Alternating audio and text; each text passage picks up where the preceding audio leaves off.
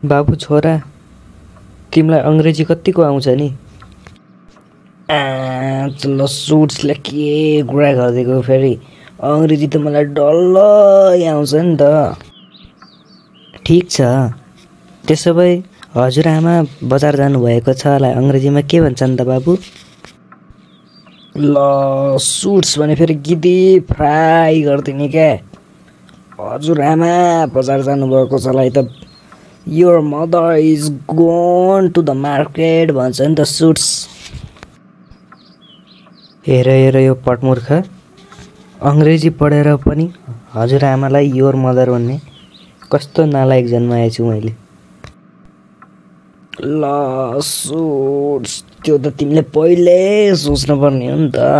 अब म जन्मेर यत्रो भइसक्यो, अब पछुतो मानेर रिग्रेट गरेर केही हुने भएको छैन क्या सुट्स।